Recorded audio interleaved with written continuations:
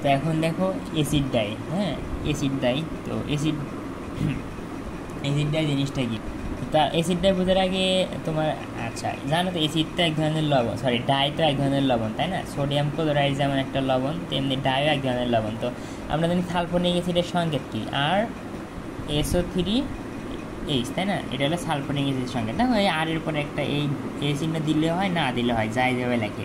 তাহলে এটা হলো আমাদের সালফোনিক অ্যাসিডের সংকেত।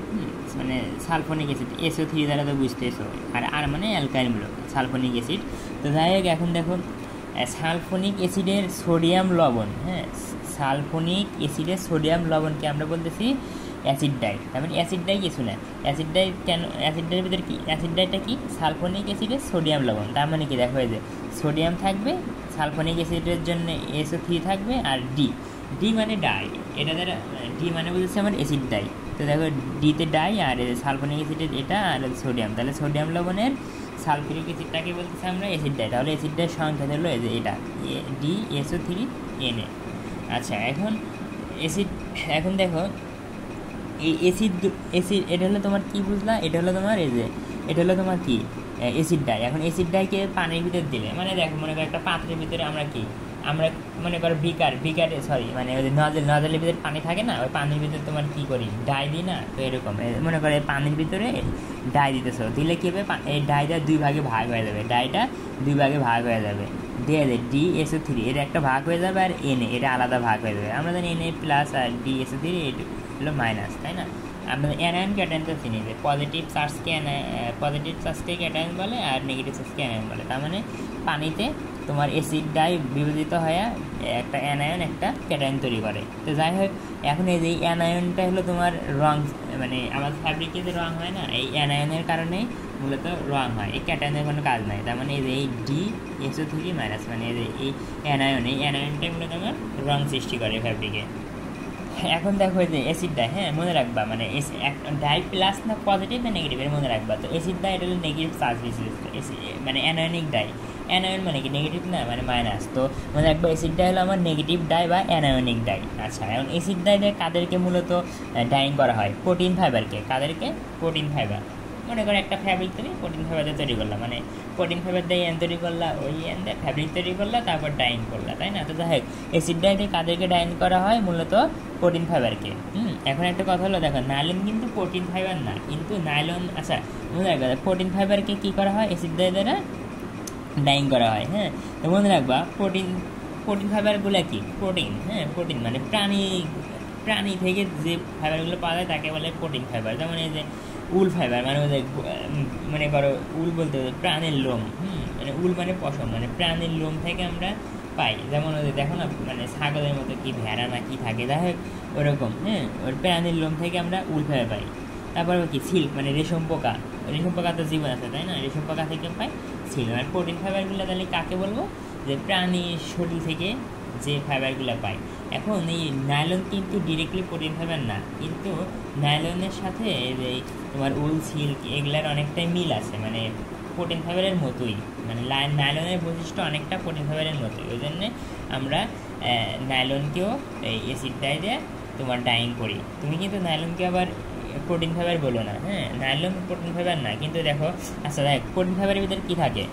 প্রোটিন মানেই মনে করবে অ্যামিন, প্রোটিন মানেই অ্যামিন, হ্যাঁ তার প্রোটিন ফাইবারের ভিতরে কী থাকবে? অ্যামিন, NH2 অ্যামিন গ্রুপ থাকে। আচ্ছা তার মানে প্রোটিন ফাইবার মানে ওর ভিতরে, মানে প্রোটিন ফাইবার যদি দেখো তার মানে মনে করবে এর ভিতরে কী আছে? NH2 আছে। হ্যাঁ এখন ওই যে বলছিলাম যে দেখো আবার ওই যে নাইলনের ভিতরে দেখবা যে NH2 আছে, হ্যাঁ তার মানে ওই জন্যে আমরা প্রোটিন ফাইবারকে যেহেতু অ্যাসিড ডাই দিয়ে ডাইং করি, সেজন্যে আমরা কি, আর নাইলনের বৈশিষ্ট্য কি? অনেকটা ওই প্রোটিন ফাইবারের মতোই, তাই না? ওই জন্য নাইলনকেও প্রোটিন ফাইবার বলি, কিন্তু ওই জন্য নাইলনকেও অ্যাসিড ডাই দ্বারা ডাই করি, কিন্তু তুমি নাইলনকে আবার প্রোটিন ফাইবার বললো না। হ্যাঁ তো যাই হোক, হ্যাঁ কিছু স্লাইডে দেখবো যে লেখা আছে যে নাইলন হলো প্রোটিন ফাইবার, এরকম না। আমি দেখছি গুগল থেকে দেখছি, তারপরে ইউটিউবের বক্তব্য শুনছি। তো যাই হোক কনফিউজটার কিছু নেই, এবং ওরাও আমার মতো স্পেসিফিকভাবে বলে দিছে যে নাইলন আসলে তোমার ওই ফাইবার না, কিন্তু বৈশিষ্ট্য মিলে যায় আসলে প্রোটিন ফাইবারের সাথে। তো যাই হোক এখন ডাইং তো তোমাকে, আচ্ছা তার মানে দেখো এখন কথা হলো, দেখো অ্যাসিডটা হলো নেগেটিভ চার্জ, আর প্রোটিনে কী থাকে? NH2 থাকে। NH থাকার কারণে প্রোটিন ফাইবার হলো পজিটিভ চার্জ বিশিষ্ট, প্রোটিন ফাইবার হলো কি পজিটিভ চার্জ বিশিষ্ট, আর তোমার অ্যাসিড ডাই হলো নেগেটিভ চার্জ বিশিষ্ট। খেয়াল করো, অ্যাসিড ডাই কি ও হলো নেগেটিভ, আর প্রোটিন ফাইবার কি ও হলো পজিটিভ। আমরা জানি দেখো বন্ধন কেমনে হয়, মানে ডাইং কীভাবে হয়, ওই যে ডাইং কেমনে হয়, ওই ডাইমলিকুলগুলো কী হয় ওই মানে ফ্যাব্রিকের ভিতরে মানে ডাইমলিকুলগুলো ফাইবারের ভিতর প্রবেশ করে। দেখো ফাইবারের ভিতর প্রবেশ করার যে কথা, ফ্যাব্রিকের ভিতর প্রবেশ করে একই কথা। আমরা ডাইং কীভাবে হয়, যখন ডাইমলিকুলগুলো মনে করো ছোটো ডাইমলিকুল বলা যে কথা, ডাই বলা একই কথা। হ্যাঁ, এই ডাইমলিকুলগুলো যখন কী হয় ফাইবারের ভিতর ঢোকে, ফাইবারের ভিতর ঢোকা মানে কি ফাইবারের সাথে যখন বন্ধন করে তখনই আমার কি হয় ডাইং হয়। তাহলে ডাইং মানে কি ফাইবার এবং ডাইমলিকুলের ভিতরে বন্ধন তৈরি করা, বন্ধন তৈরিটা হলো আমার ডাইং।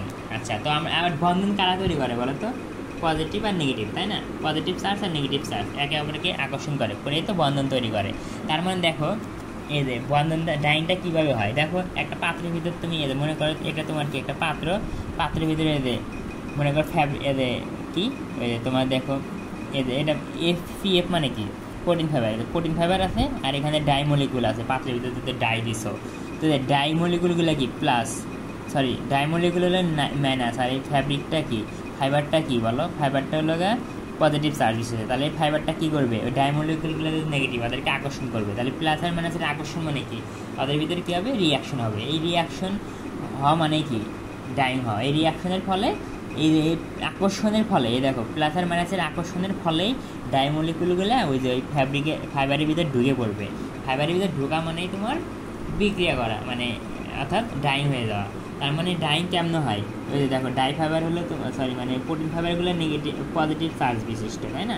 পজিটিভ চার্জ কী করে, ডাইমলিকুল নেগেটিভ, তাহলে পজিটিভ চার্জগুলো নেগেটিভ চার্জকে আকর্ষণ করে, অর্থাৎ তোমার ফাইবার। হ্যাঁ, ঠিক আছে, দেখো ফাইবার হলো পজিটিভ চার্জ আর ডাইমলিকুলগুলো নেগেটিভ চার্জ, মানে ডাই হলো নেগেটিভ, তো পজিটিভ কী করে নেগেটিভকে আকর্ষণ করার ফলে ওই ডাইমলিকুলগুলো কী হয়, ডাইমলিকুলের সাথে ফাইবারের একটা বন্ধন সৃষ্টি হয়, আর বন্ধন সৃষ্টি হওয়া মানে আমার ডাইং হয়ে যাওয়া। অর্থাৎ বন্ধন সৃষ্টি হওয়ার কারণে ওই ফাইবারের ভিতরে তোমার ওই ডাইমলিকুলগুলো ঢুকে পড়ে। এই তো মানে মূল কথা পজিটিভ। আর আমি যদি সামারি বলি যে প্রোটিন ফাইবারগুলো হলো পজিটিভ আর হলো ডাইমলিকুলগুলো নেগেটিভ, এই জন্য একজন আরেকজনকে আকর্ষণ করে, ফলে এই আকর্ষণের ফলে আমার ডাইং সম্পন্ন হয়। আর ডাইং মানে কি যে ফাইবারগুলোর ভিতরে ডাইমলিকুলগুলো প্রবেশ করে আর কি।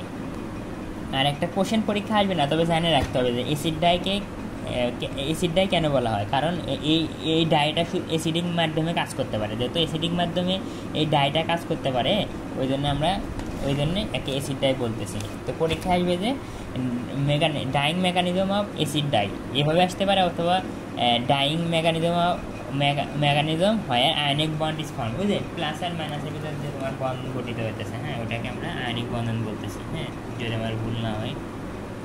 তো দেখো ডাইং মেকানিজম আর হলো ডাইং প্রসেস কিন্তু এক না, তাই না? মেকানিজম মানে তো বিক্রিয়া। তো দেখো আচ্ছা অ্যাসিড ডাই কাকে বলতেছি, এই সংজ্ঞাটা দিলা। হ্যাঁ, আচ্ছা তারপরে দেখো অ্যাসিড ডাই প্রোটিস। আচ্ছা অ্যাসিড ডাই প্রথমে কি পানিতে ভেঙে যায় কী হয়, এই যে একটা নেগেটিভ আয়ন আর একটা পজিটিভ আয়ন হয়। আমি কিন্তু একটু আগে বলছি, তাই না? এটা হলো আমার কালার তৈরির জন্য দায়ী, ওই জন্য হলো কালার অ্যানায়ন, আর এটা সোডিয়াম ক্যাটায়ন। এখন দেখো প্রোটিন ফাইবারের সংকেত কী, এই যে প্রোটিন ফাইবারের এই যে উল ফাইবার। হ্যাঁ, এই যে উল, দেখো উল ফাইবারের সংকেত কি NH2, তারপরে এই যে COOH আর মাঝখানে ডাব্লু মানে উল, ডাব্লু মানে কিন্তু উল, ডাব্লু মানে উল।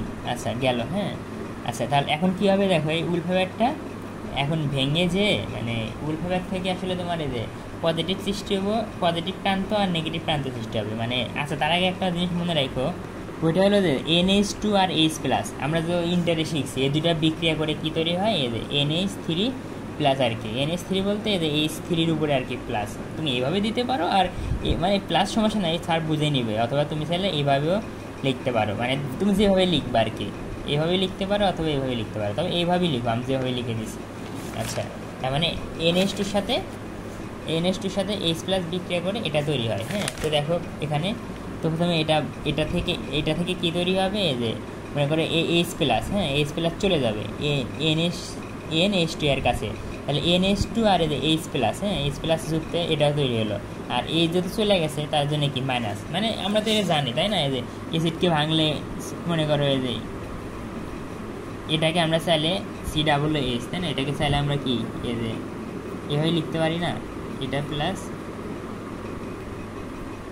এরকম, তাই না, মানে যে সি ডাবল মাইনাস, এটা তো সবাই জানে সি ডাবল মাইনাস। তো যাই হোক এটা তৈরি হলো। হ্যাঁ, এখন এই যে জুইটার আয়ন কি, জুইটার আয়ন মানে হলো কোনো যৌগে প্লাস এবং মাইনাস দুইটা থাকা, মানে প্লাস চার্জ এবং মানে নেগেটিভ, মানে একটা যৌগে পজিটিভ চার্জ এবং নেগেটিভ চার্জ উভয় চার্জ থাকলে তাকে আমরা বলতেছি জুইটার আয়ন। দেখো এখানে প্লাস এখানে মাইনাস, মানে প্লাস মাইনাস উভয় থাকলে তাকে জুইটার আয়ন বলে। হ্যাঁ, তো ডাইংয়ের শর্ত হলো কি, ডাইং করার জন্য যে কোনো একটা থাকতে হবে, হয় প্লাস থাকতে হবে, হয় মাইনাস অথবা মাইনাস থাকতে হবে। তো দেখো এখন এটা, হ্যাঁ এটা কি হবে, এই যে আমরা জানি, দেখো মানে এই যে অ্যাসিড ডাই করার জন্য আমার কী করতে হয় বলো, ডাই করার জন্য একটা পাত্র, তাই না, ডাই করার জন্য একটা পাত্র নিলাম, পাত্রের ভিতরে কী আছে বলো, এগুলো হলো ওয়াটার, মানে পাত্রের ভিতরে এই যে ওয়াটার মানে পানি আছে, তারপরে ফাইবার দিলাম, সরি মানে পানি আছে, ফ্যাব্রিক দিলাম, আর আমরা জানি কি অ্যাসিড মাধ্যমে কাজ করতে পারে। অ্যাসিড ডাই কোন মাধ্যমে কাজ করে, অ্যাসিড মাধ্যমে।